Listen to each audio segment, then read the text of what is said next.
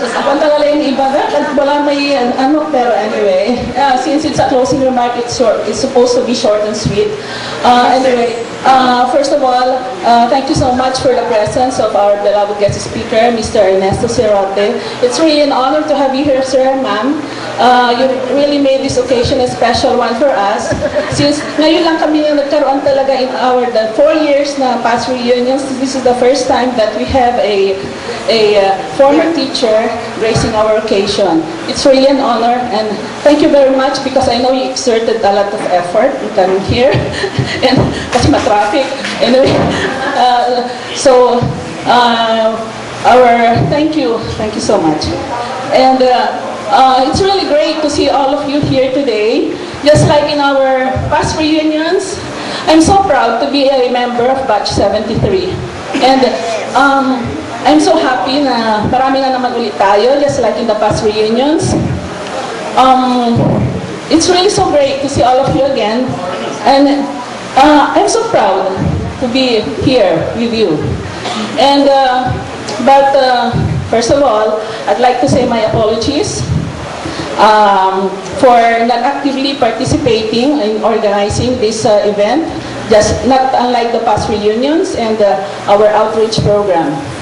Well, as you know, life is parang life. Parang buhay pala. Sometimes, there are times you have to focus on some things that need to be focused on. You have to, you have to do some things na far greater, far more important. And I'm not saying that you're important, of course.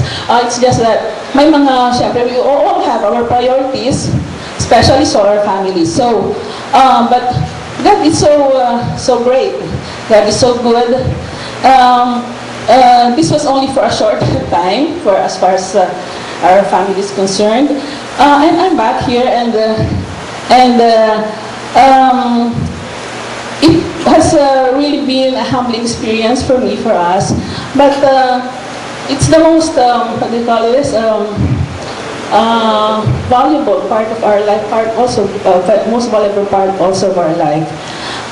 So, kung hindi niyo ako masyadong nakita, medyo, please bear with me for that little while. But I'm back.